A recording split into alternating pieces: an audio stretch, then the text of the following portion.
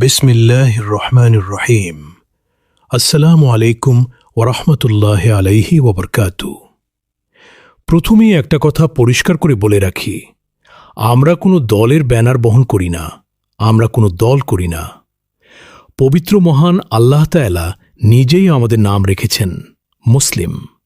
সূরা আল হজ আয়াত ৭৮ এ আল্লাহ স্পষ্ট বলেছেন, তিনিই তোমাদের নাম রেখেছেন মুসলিম, পূর্বেও এবং এই কিতাবেও। ইসলাম আবেগের ধর্ম নয়, ইসলাম দলিলের ধর্ম। এখানে সব কিছু দলিল দিয়ে চলে। এখানে মানুষের বানানো তাফসির, বিকৃত হাদিস বা কল্পকাহিনী দিয়ে চলে না। আমাদের অনুসরণে আছে সর্বশক্তিমান মহান আল্লাহ তাআলার শেষ আসমানি কিতাব আল কোরআন। এটিকে আমরা চূড়ান্ত দলিল হিসেবে মেনে নিয়েছি। সূরা আল মাইদা আয়াত ৩ এ আল্লাহ নিজেই বলেছেন, আজ আমি তোমাদের জন্য তোমাদের দিনকে পরিপূর্ণ করে দিলাম। তো চলুন শুরু করি আজকের মুখোশ উন্মোচন। প্রথমে সংক্ষিপ্ত সারমর্ম বলে নেই। ভিডিওটিতে ঢাকার একটি শিয়া সম্প্রদায়ের কেন্দ্র হোসেনি দালানের সদস্যদের সাক্ষাৎকার দেখানো হয়েছে। এখানে তারা কাপড় বা টাইলসের ওপর সিজদা করাকে অবৈধ ঘোষণা করেছে। জামাতে নফল নামাজ পড়াকে, বিশেষ করে তারাবিহকে গুনাহ বলেছে। ইফতারের সময় ইচ্ছাকৃতভাবে পিছিয়ে রাতের অন্ধকারে নিয়ে গেছে এবং সবচেয়ে ভয়াবহ বিষয়, কারবালা ও মদিনার ইমামদের কবরের প্রতিকৃতি, যাকে তারা সাবিহ বলে, সেটি তৈরি করে সেখানে জিয়ারত করার কথা নিজেদের মুখেই স্বীকার করেছে।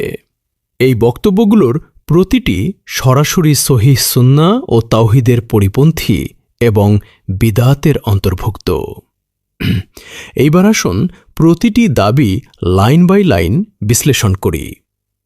প্রথম দাবি, সে বলেছে কাপড়ের উপর, টাইলসের উপর, মোজাইকের উপর সেজদা করা সম্পূর্ণ নাজায়েজ। কাপড়ের উপর, টাইলসের উপর, মোজাইকের উপর সেজদা করা সম্পূর্ণ নাজায়েজ। বিশ্লেষণ, এটি সম্পূর্ণ ভিত্তিহীন এবং মন গড়া দাবি। আল্লাহ তার রাসূল সাল্লাল্লাহু আলাইহি ওয়াসাল্লাম গোটা পৃথিবীকে সিজদার স্থান হিসেবে বৈধ করেছেন।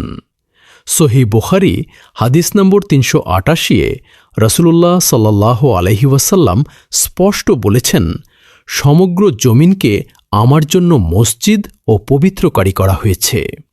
আরও প্রমাণ, সহিহ বুখারী হাদিস নম্বর ৩৮০-তে আনাস বিন মালিক রাদিয়াল্লাহু আনহু থেকে বর্ণিত, নবী সাল্লাল্লাহু আলাইহি ওয়াসাল্লাম একটি চাটাইয়ের উপর নামাজ পড়তেন। সুতরাং টাইলস, কাপড় বা পরিষ্কার যে কোনো জায়গায় সিজদা করা সম্পূর্ণ জায়েজ। আর আল্লাহ যা হালাল করেছেন তাকে হারাম বলা, এটি শরীয়তের বিকৃতি। সূরা আত-তাহরিম আয়াত ১ আল্লাহ বলেছেন, হে নবী, আল্লাহ তোমার জন্য যা হালাল করেছেন তুমি তা কেন হারাম করো? দ্বিতীয় দাবি, সে বলেছে অন্য কোনো নফল নামাজ জামাতে পড়া অনেক বড় গুনাহ, যেমন তারাবিহ। অন্য কোনো নফল নামাজ জামাতে পড়া অনেক বড় গুনাহ। বিশ্লেষণ, এটি একটি বিভ্রান্তিকর ও সরাসরি মিথ্যা দাবি। সহিহ বুখারী হাদিস নম্বর ২০১২-তে আয়েশা রাদিয়াল্লাহু আনহা থেকে বর্ণিত, রাসূল সাল্লাল্লাহু আলাইহি ওয়াসাল্লাম মসজিদে তারাবিহের নামাজ আদায় করলেন। লোকজনও তার সাথে নামাজ আদায় করল। তিনি পরপর ৩ বা ৪ রাত এমন করলেন।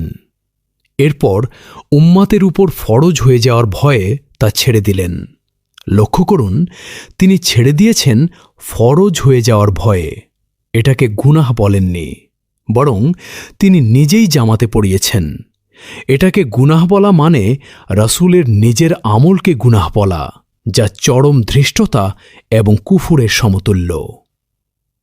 তৃতীয় দাবি, সে বলেছে আমরা ইফতার করি যখন রাতের অন্ধকার নেমে আসে। আমরা ইফতার করি যখন রাতের অন্ধকার হয়। যারা সন্ধ্যাকে রাত মনে করে, রাতকে সন্ধ্যা মনে করে, মিনিমাম ধরেন ২১ মিনিট অন্ধকার পর্যন্ত। যখন আকাশে অন্ধকার, পশ্চিম আকাশে আমরা অন্ধকার দেখি, ওই অন্ধকার দেখলে আমরা ইফতার রোজাকে পূর্ণ করি। বিশ্লেষণ, এটি সুন্নাহর সরাসরি লঙ্ঘন। সূরা আল বাকারা আয়াত ১৮৭তে আল্লাহ বলেছেন, অতঃপর রাত পর্যন্ত রোজা পূর্ণ করো।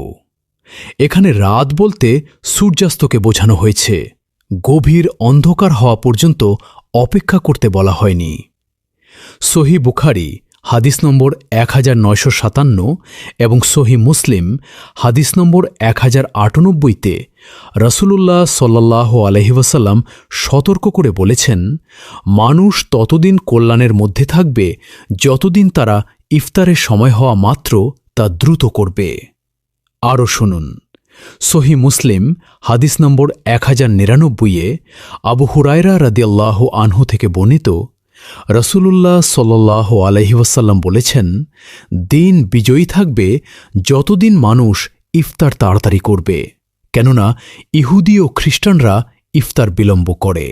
সুতরাং ইফতার ইচ্ছাকৃতভাবে বিলম্বিত করা কেবল বিদআত নয়, এটি ইহুদি ও খ্রিস্টানদের অনুকরণও বটে। চতুর্থ দাবি, সে বলেছে আমরা জোহরের কিছুক্ষণ পরেই আসর পড়ি এবং মাগরিবের কিছুক্ষণ পরেই এশা পড়ি। আমরা নিয়মিতভাবেই এটা করি। প্রতিদিন রাসূল সাল্লাল্লাহু আলাইহি ওয়াসাল্লামের নির্দেশ মতে ১৭ রাকাত ফরজ নামাজ পড়ি। আমরা জোহর নামাজের কিছুক্ষণ পরই আসর নামাজ পড়ি এবং মাগরিব নামাজের কিছুক্ষণ পরই আমরা ঈশা নামাজ পড়ি। বিশ্লেষণ, সূরা আন-নিসা আয়াত ১০৩-এ আল্লাহ সুস্পষ্টভাবে বলেছেন, নিশ্চয়ই নামাজ মুমিনদের উপর নির্দিষ্ট সময়ে ফরজ করা হয়েছে, কিতাবাম মাওকুতা, অর্থাৎ নির্দিষ্ট সময় নির্ধারিত।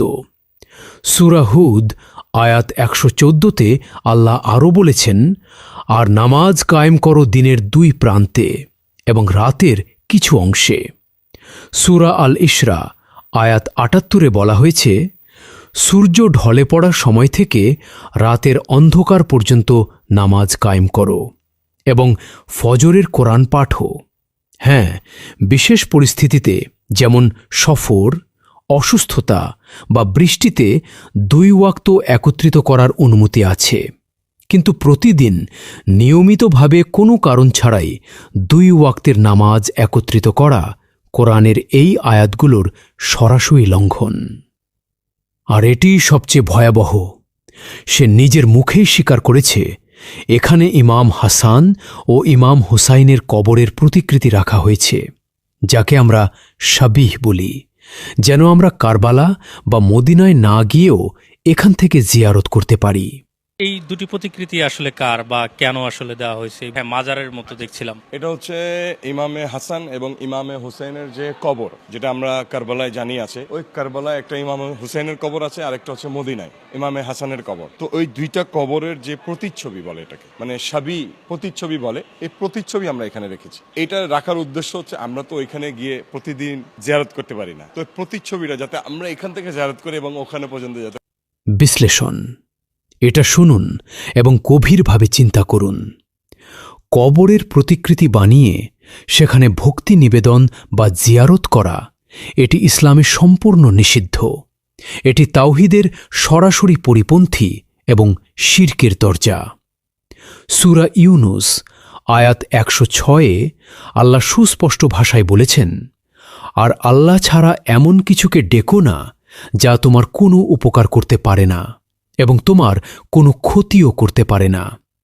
যদি তুমি এমন করো তাহলে তুমি অবশ্যই জালিমদের অন্তর্ভুক্ত হবে। সূরা আল জিন আয়াত ১৮-তে বলা হয়েছে, আর মসজিদ সমূহ আল্লাহরই, সুতরাং আল্লাহর সাথে অন্য কাউকে ডেকো না। সহিহ মুসলিম হাদিস নম্বর ৯৬৯। এ রাসূলুল্লাহ সাল্লাল্লাহু আলাইহি ওয়াসাল্লাম বলেছেন, তোমরা কবরের দিকে মুখ করে নামাজ পড়ো না এবং কবরের উপর বসো না। সহিহ বুখারী হাদিস নম্বর ৪৩৪-এ তিনি আরও বলেছেন, আল্লাহ ইহুদি ও খ্রিস্টানদের উপর লানত করুন, তারা তাদের নবীদের কবরকে উপাসনালয় বানিয়ে নিয়েছে। সহিহ মুসলিম হাদিস নম্বর ৫৩২-তে জুনদুব রাদিয়াল্লাহু আনহু থেকে বর্ণিত, রাসূলুল্লাহ সাল্লাল্লাহু আলাইহি ওয়াসাল্লাম তার ইন্তেকালের ৫ দিন আগে বলেছিলেন, সাবধান, তোমাদের পূর্ববর্তীরা তাদের নবী ও সলেহিনদের কবরকে মসজিদ বানিয়ে নিত। তোমরা কবরকে কখনোই মসজিদ বানাবে না। আমি তোমাদের এ থেকে কঠিনভাবে নিষেধ করছি। এবার এটিকে অন্যান্য ধর্মের সাথে তুলনা করুন। ভিডিওতে দেখা যাচ্ছে তারা কবরের প্রতিকৃতি বানিয়ে সেটিতে জিয়ারত করছে, কারণ তারা মূল কবরে যেতে পারছে না। এই মানসিকতা হুবহু ক্যাথলিক খ্রিস্টানদের রেলিক্স ও শ্রাইনের অনুকরণ, যেখানে তারা সাধুদের ব্যবহৃত জিনিস বা কবরের রেপ্লিকা তৈরি করে শ্রদ্ধা জানায়, এবং হিন্দু ধর্মের মূর্তি ও প্রতীক পূজার দর্শনের সাথেও এর সরাসরি মিল। ইসলামে কোনো এবাদত বা জিয়ারতের জন্য প্রতীক, প্রতিকৃতি বা মাধ্যম তৈরি করা সম্পূর্ণ হারাম। এইবার আকীদাগত ত্রুটির শ্রেণীবিন্যাস করা যাক। প্রথম শ্রেণী, ভিত্তিহীন দাবি এবং বিদআত। টাইলস বা কাপড়ে সিজদা অবৈধ বলা ভিত্তিহীন। জামাতে নফল নামাজকে গুনাহ বলা স্পষ্ট মিথ্যা। প্রতিদিন বিনা কারণে নামাজ একীভূত করা বিদআত। দ্বিতীয় শ্রেণী, সুন্নাহর সাথে সরাসরি সাংঘর্ষিক। সূর্যাস্তের পরও অন্ধকার না হওয়া পর্যন্ত ইফতার বিলম্ব করা, এটি সুন্নাহর সরাসরি বিরোধী এবং ইহুদি ও খ্রিস্টানদের অনুকরণ। তৃতীয় শ্রেণী, শিরকের দিকে ধাবিত করা চরম বিদআত। কোনো মৃত ব্যক্তির কবরের প্রতিকৃতি বানিয়ে সেটিকে কেন্দ্র করে জিয়ারত করা বা ভক্তি নিবেদন করা, এটি তাওহীদকে ধ্বংস করে এবং শিরকের দরজা খুলে দেয়। এইবার কুরআনের আলোকে এই সব কাজের পরিণতি কি তা শুনুন। সূরা আল আনাম আয়াত ২১-এ আল্লাহ বলেছেন, তাদের চেয়ে বড় জালেম আর কে যারা আল্লাহর উপর মিথ্যা আরোপ করে।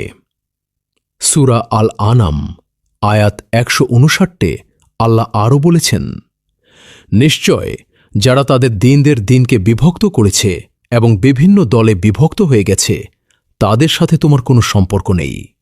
তাদের বিষয়টি আল্লাহর কাছে, অতঃপর তিনি তাদের জানিয়ে দেবেন তারা কি করত।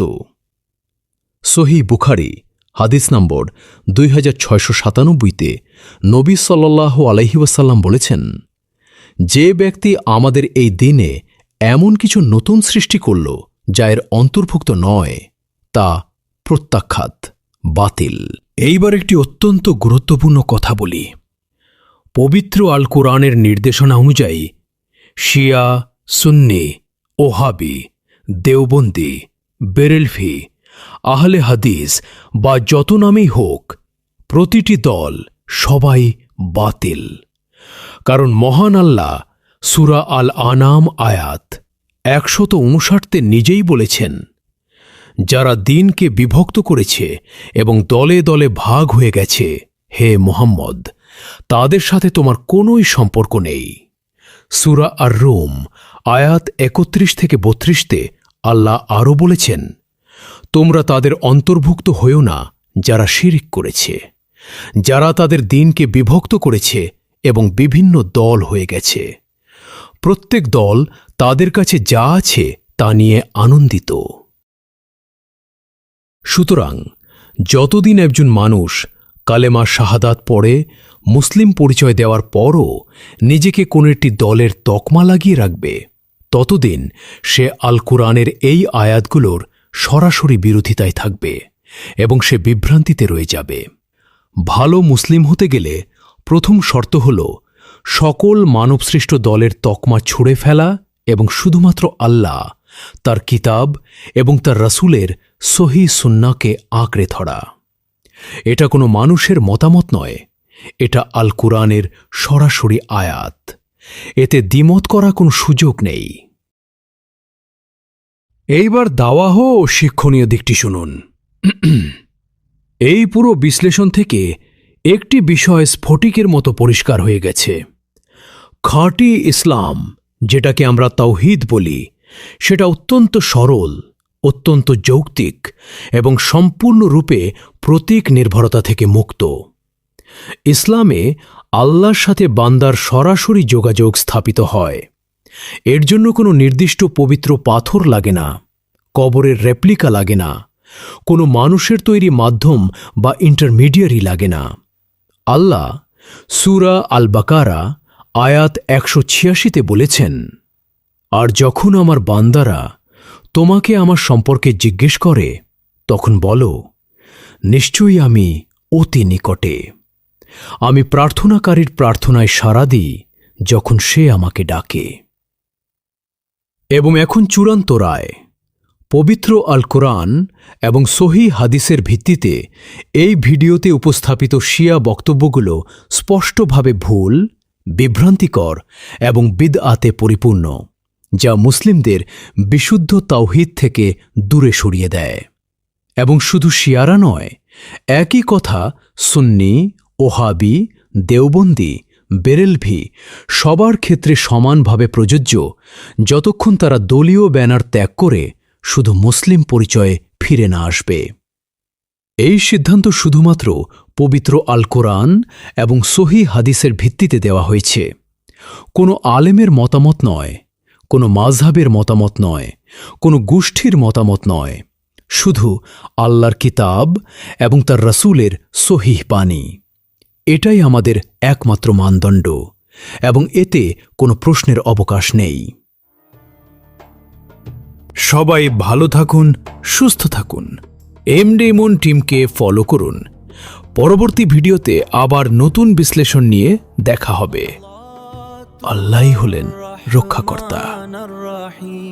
तेरी रहमत का है कोई ना हद ना सरहद, दुनिया में भी रहमत आखिरत में भी रहमत, तूने लिखा अपने ऊपर रहमत या रब।